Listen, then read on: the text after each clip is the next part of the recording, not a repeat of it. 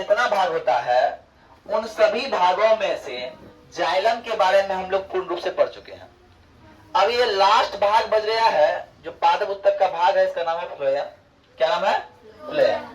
तो फ्लोएम क्या है, इनके चार तत्व कौन है, इनका क्या कार्य है, ये बात को मुझे जानना है ना। तो पहला बात, फ्लोएम ये भी जाइलम की तरह ही पौधे के जड़, तना एवं पत्तियों में पाया जाता है। बात सही है, ये भी जाइलम की तरह ही है। ये भी ढोने का काम करता है, लाने ढोने का काम करता है, यही है क्या ना। लाने का काम कर रहा था जाइलम और पहुंचाने का काम कर रहा, ला के जब खाना बने तब धोने डिस्ट्रीब्यूट करने का काम करता है फ्लोएम। तो इसके चार तत्व हैं। तो ये चार तत्व है चालनी नलिका, सहकोशिका, फ्लोएम तंतु और फ्लोएम मृदु उत्तक। कोई दिक्कत? अब आते हैं चालनी नलिका क्या होता है। चालनी नलिका लंबी, बेलनाकार तथा छिद्रित भित्ति वाली कोशिका होती है। चालनी नलिका क्या होती है? चालनी नलिका होती है लंबी, बेलनाकार अथवा छिद्रित भित्ति वाली कोशिका होती है, वो चालनी नलिका कहलाती है। भाई चालनी नलिका समझ में हमको आ गया। तो ये काम करता क्या है? ये काम करता है, ये नलिका द्वारा तैयार भोजन को पत्तियों से संचय अंग से पौधे की वृद्धि क्षेत्र तक पहुंचाता है। पौधा का पत्ती खाना बना लिया।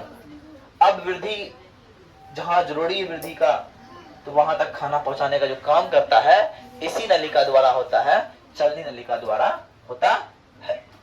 अब आते हैं दूसरा है सहकोशिका। तो सहकोशिका करता क्या है? सहकोशिकाएं चलनी नलिका के पार्श्व भाग पर स्थित रहती है। बताओ, चलनी नलिका के पार्श्व भाग पे स्थित रह रहा है कौन? सहकोशिका। प्रत्येक सहकोशिका लंबी, जीवित होती है, जिसमें केंद्रक पाया जाता है। अब बात करते हैं, सर जब ये इतना है, इसका भी कुछ काम है। तो काम ये है, ये चलनी नलिकाओं को में भोज्य पदार्थ का संवाहन में मदद करता है। ये नलिका द्वारा खाना जा रहा है, मेरे पास पाइप है नलिका। अब पाइप में कोई खाना डालने वाला, पानी डालने वाला चाहिए जी, तो वो काम कौन है? सहकोशिका। अब ये फ्लोएम तंतु की बात करते हैं, तो ये लंबी, दृढ़ और एस्केलर काइमेटस कोशिकाओं के बने होते हैं। ये कौन कोशिका बनाता है? लंबी, दृढ़ और एस्केलर काइमेटस नामक एक कोशिका है, उसका बना होता है। और इसका काम है उस फ्लोएम को, ये खाना पाइप है, इसमें भेज रहा है और ये क्या कर रहा है? उसको यांत्रिक सहायता प्रदान कर रहा है क्या ना? है कि ना? अब पानी बोरिंग चला दिए, पाइप जोड़ दिए, अब पाइप कमजोर है, फट जाए कहीं पे, है क्या ना? तो प्लास्टिक का जो कवर चढ़ा हुआ है वो क्या उसकी यांत्रिक सहायता प्रदान कर रहा है। तो वही यांत्रिक सहायता प्रदान करने का काम करता है कौन? ये फ्लोएम तंतु। और मृदुतक का काम क्या है? यह जीवित, लंबी एवं केंद्रक युक्त कोशिकाओं की बनी होती है जो सहकोशिकाओं के निकट स्थित रहती है। और इसका काम है, इनमें भोजन संचित रहता है और ये भोज्य पदार्थ का संवहन में मदद करता है। भोजन बना के अपने पास स्टोर रखा और धीरे धीरे भेज रहा है। पत्ता को चाहिए, पत्ता खाना बना दिया, इसके पास जमा कर दिया।